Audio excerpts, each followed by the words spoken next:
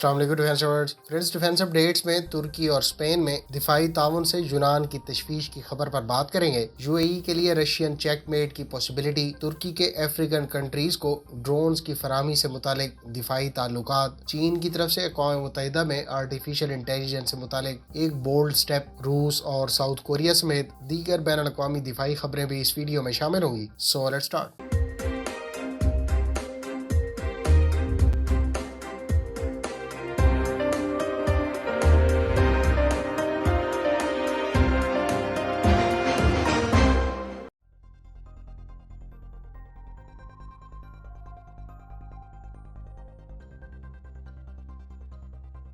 یونان نے کہا ہے کہ اس کو ترکی کی طرف سے اسپین سے دفاعی تعاون مضبوط بنائے جانے کے اعلان سے تشویش ہے۔ یہ بات گریک فارن منسٹر نے اپنے اسپینش ہم منصب سے ایتھنز میں ہونے والی ملاقات میں کہی۔ گزشتہ ماہ ترک صدر رجب طیب ایردوان نے کہا تھا کہ ان کا ملک اسپین کے ساتھ دفاعی تعاون بڑھانے کی امید رکھتا ہے۔ میڈیا سورسز کا کہنا ہے کہ اسپین ترکی سے سب مرین اور ایئر کرافٹ کیریئر کی تیاری میں تعاون چاہتا ہے۔ ترکی نے اس سے پہلے اسپین کے ساتھ فرسٹ ایئر کرافٹ کیریئر پر بھی کام کیا ہے اور اب اس سے بڑی اور دوسری ایئر کرافٹ کیریئر پر بھی کام کرنا چاہتا ہے۔ ادھر یونان خود امریکہ، فرانس اور اسرائیل سے اربوں ڈالر مالیت کے ویپنز اور میزائل خرید رہا ہے۔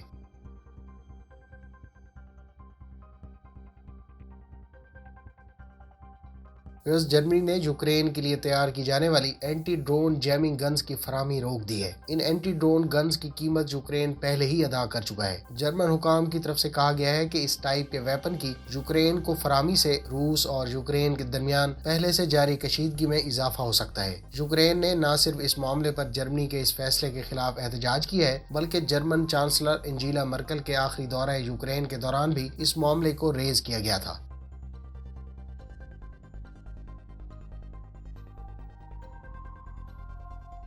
اسپین نے اعلان کیا ہے کہ وہ 20 یورو فائٹر ٹائفون ٹرانچ 4 خریدے گا۔ ٹرانچ 4 یورو فائٹر ٹائفون کا لیٹسٹ ورژن ہوگا جس کو اسپین اپنے فالکن پروجیکٹ کے تحت اکوائر کرنا چاہتا ہے۔ ان 20 طیاروں پر $2 ارب کی لاگت آئے گی، جس میں کچھ موجودہ اسپینش ٹائفون طیاروں کی مڈ لائف اپ گریڈ بھی شامل ہے۔ اسپین ان نئے طیاروں کو اپنی ایئر فورس میں پہلے سے موجود امریکی ساختہ F-18 طیاروں کو ریپلیس کرنا چاہتا ہے۔ یہ ایئر کرافٹ 2025 سے 2030 کے درمیان ڈیلیور ہوں گے۔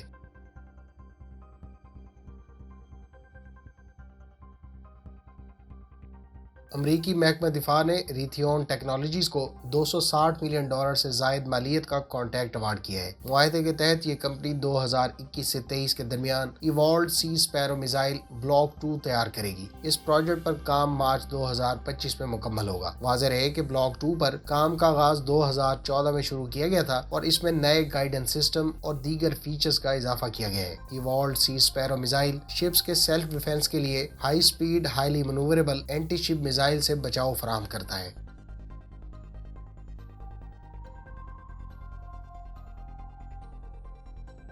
چین نے منڈے کو اقوام متحدہ کے ہونے والے اجلاس میں ایک تجویز پیش کی ہے جس کے تحت آرٹیفیشل انٹیلیجنس ٹیکنالوجی کے ملٹری مقاصد میں استعمال کو ریگولیٹ کرنے کو کہا گیا ہے۔ چین نے یہ تجویز ایسے موقع پر دی ہے جب ترقی یافتہ ممالک مصنوعی ذہانت یعنی آرٹیفیشل انٹیلیجنس کو عسکری مقاصد میں استعمال کرنے کے لیے تیزی سے کام کر رہے ہیں۔ چین نے اس کے دور رس اثرات اور پوٹینشل رسک کے علاوہ اس کے حل سے متعلق تجاویز بھی پیش کی۔ چائنیز حکام کی طرف سے کہا گیا ہے کہ آرٹیفیشل انٹیلیجنس کے بلا روک ٹوک عسکری مقاصد میں استعمال سے نہ صرف میدان جنگ کا دھارا بدلنے کی صلاحیت موجود ہے، بلکہ یہ ایک دو دھاری تلوار ہے جس سے اتنا نقصان ہو سکتا ہے جو کسی کے بھی ہینڈل کرنے کے قابل نہیں رہے گا۔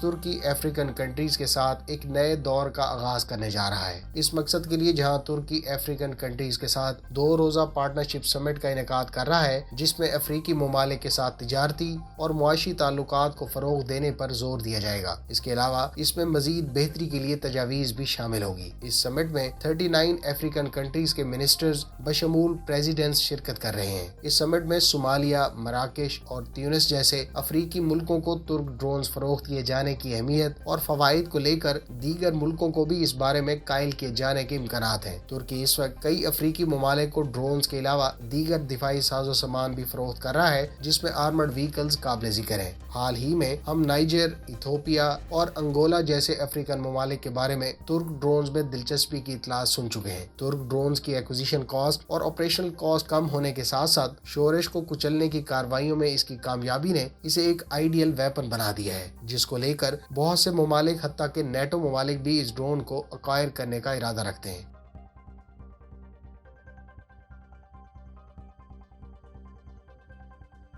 فرینڈ، ساؤتھ کوریا نے اپنے KSM surface to air missile کی میس پروڈکشن شروع کر دی ہے۔ اس ایئر ڈیفنس سسٹم کو امریکی ساختہ رولنگ ایئر فریم میزائل کو ریپلیس کرنے کے لیے تیار کیا جا رہا ہے۔ ساؤتھ کوریا اپنے next generation landing ships, frigates اور مائن لینگ شپس کو مقامی ویپن سسٹم سے اکوپ کرنا چاہتا ہے۔ اس میزائل سسٹم کو 2018 میں ٹیسٹ کیا گیا تھا، جبکہ 2019 میں اس کی پروڈکشن کا کانٹریکٹ جاری کیا گیا تھا۔ اس سسٹم کی زیادہ سے زیادہ رینج 20 کلومیٹر اور سپیڈ ماک 2 بتائی گئی ہے۔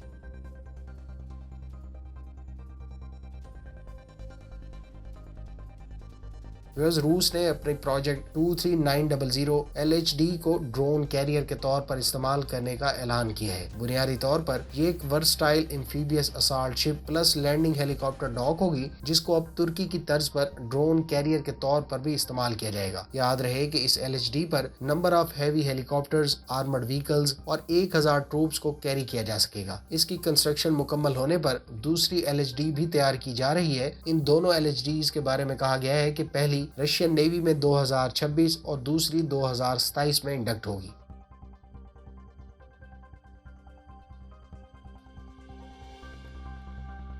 UAE کی جانب سے F-35 کی ایکوزیشن سے متعلق بات چیت معطل کرنے پر رشین آفیشلز کی طرف سے single engine stealth aircraft checkmate یعنی Su-75 کو امارات کو اگریسولی مارکیٹ کیے جانے کی اطلاعات سننے کو ملی ہے۔ گو کہ چیک میٹ میں UAE کی ممکنہ شمولیت اور دلچسپی کی اطلاعات پہلے بھی کئی مرتبہ سننے کو مل چکی ہیں، تاہم اس بار اس بات کے کافی برائٹ چانسز ہیں کہ UAE اس پروجیکٹ میں انویسٹ کر کے باقاعدہ پروگرام کا حصہ بن جائے۔ دونوں ممالک کے درمیان 2017 میں بھی مشترکہ فائٹر جیٹ پروجیکٹ پر کوآپریشن کی اطلاعات سننے کو ملی تھی اور اس وقت بھی 5th جنریشن طیارے پر مل کر کام کرنے پر غور کیا گیا تھا۔